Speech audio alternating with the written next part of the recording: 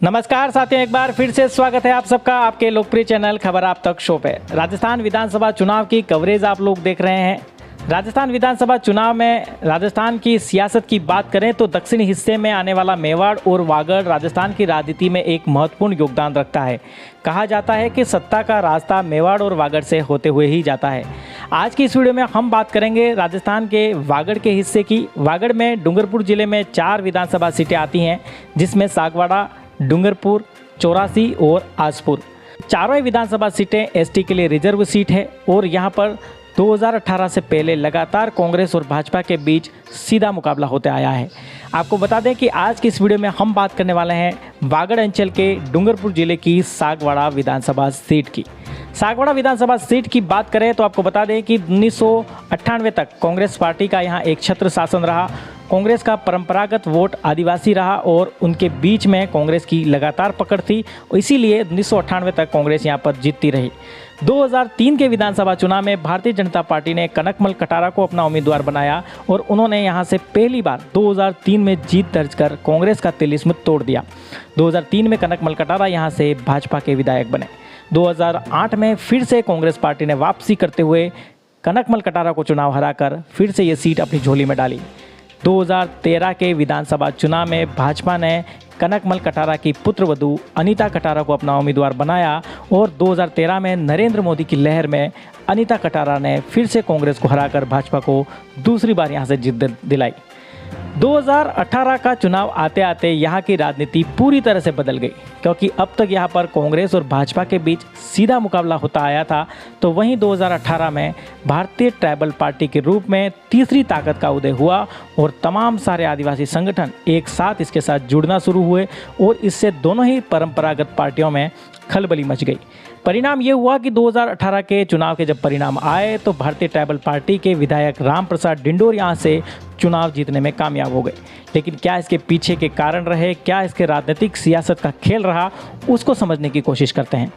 आपको बता दें कि 2013 में जीत दर्ज कर चुकी अनीता कटारा 5 साल यहाँ विधायक रही, लेकिन 2018 के चुनाव में भारतीय जनता पार्टी ने अनीता कटारा को एंटी इनकम्बेंसी का हवाला देते हुए उनका टिकट काटकर शंकरलाल डेचा को यहाँ से चुनाव लड़ाया।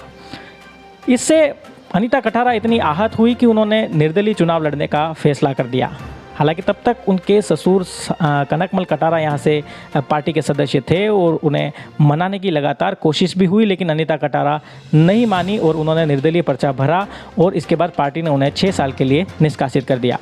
2018 के चुनाव परिणाम की अगर बात करें तो यहाँ पर भारतीय जनता पार्टी के उम्मीदवार शंकरलाल डेचा को 53,824 वोट मिले, तो वहीं कांग्रेस पार्टी के सुरेंद्र बामनिया को 41,852 वोट मिले।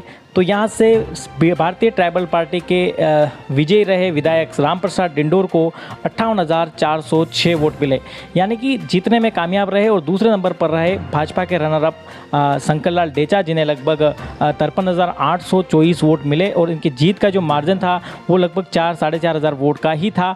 और यहाँ से भाजपा से बागी होकर चुनाव लड़ी अनीता कटारा को 10,140 वोट मिले, यानी कि जितने वोट से भाजपा यहाँ पर हारी उसके 2 गुने वोट उनकी बागी उम्मीदवार अनीता कटारा लेकर के गई और इस वजह से भाजपा यहाँ पर चुनाव हार गई। लेकिन भारतीय ट्राइबल पार्टी ने जो माहौल यहाँ पर बनाया और जिस प्रकार से ताकत के साथ चुनाव लड़ा, उससे दोनों ही पार्टियों के बीच खलबली थी और बड़ी ज़बरदस्त चुनावी लड़ाई यहाँ पर देखने को मिली। लेकिन शंकरलाल डेचा यहाँ से चुनाव हार गए। 2018 के विधानसभा चुनाव में जहां कुल 2,61,000 वोटर रजिस्टर थे, तो वहीं 2023 के चुनाव में 2,70,000 वोटर रजिस्टर हैं। भारतीय जनता पार्टी ने 2018 के चुनाव में अनीता कटारा का टिकट काटा, शंकरलाल डेचा इस वजह से चुनाव हारे। 2023 के चुनाव की बात करें तो भारतीय ट्राइबल पार्टी में पिछले कुछ समय में फूट देखने को मिल रही है और जो मौजूदा विधायक है राम प्रसाद डिंडोर और उनकी ही पास की विधानसभा सीट 84 से जो विधायक है राजकुमार रोत, उन दोनों ने भारतीय ट्राइबल पार्टी का दामन छोड़ के अपनी एक नई पार्टी भारतीय आदिवासी पार्टी का पंजीयन चुनाव आयोग में कराया है। और ये भी माना जा रहा है कि अब सारी सीटों पर चुनाव जो है वो भारतीय आदिवासी पार्टी लड़ेगी। और क्या बीटीपी और भारतीय आदिवासी पार्टी के बीच सुलह हो पाएगी या फिर एक ही पार्टी से चुनाव लड़ा जाएगा, ये तो देखने वाली बात होगी। अगर इन दोनों पार्टियों के बीच में अगर सुलह नहीं होती है, दोनों अलग अलग चुनाव लड़ते हैं, तो इसका निश्चित रूप से फ़ायदा भाजपा कांग्रेस को होगा। अगर सागवाड़ा विधानसभा सीट में 2023 के उम्मीदवारों की बात करें तो मौजूदा विधायक रामप्रसाद डिंडोर बीएपी के चुनाव चिन्ह पर फिर से चुनाव मैदान में आ सकते हैं। तो भारतीय जनता पार्टी की बात करें तो भाजपा से शंकर लाल डेचा जो कि पूर्व में चुनाव लड़ चुके हैं वो इसके प्रबल दावेदार हैं। तो वहीं गलियाकोट प्रधान जयप्रकाश पारगी इसके एक मुख्य दावेदार हो सकते हैं। साथ ही शंकर लाल सरपोटा भी यहां से चुनाव अपने लड़ने की इच्छा जता चुके हैं और वो भी एक भाजपा के उम्मीदवार हो सकते हैं। इसके साथ ही भारतीय जनता पार्टी बीटीपी के प्रभाव को खत्म करने के लिए और उनके तिलिस्म को तोड़ने के लिए अपने वर्तमान मौजूदा डूंगरपुर बांसवाड़ा से सांसद कनकमल कटारा को भी अपना उम्मीदवार सागवाड़ा विधानसभा सीट से बना सकती है। इसके साथ ही एक बड़ी खबर ये भी निकल के आ रही है कि आदिवासियों के वोटों को साधने के लिए मोदी मंत्रिमंडल के अंदर होने वाले फेरबदल में डूंगरपुर बांसवाड़ा सांसद कनकमल कटारा को कैबिनेट मंत्री भी बनाया जा सकता है और उसके बाद विधानसभा चुनाव लड़ाया जा सकता है। बात अगर कांग्रेस पार्टी के उम्मीदवार की करें तो पिछले चुनाव में हार झेल चुके कांग्रेस पार्टी के बड़े नेता सुरेंद्र बामनिया फिर से यहां से प्रत्याशी हो सकते हैं।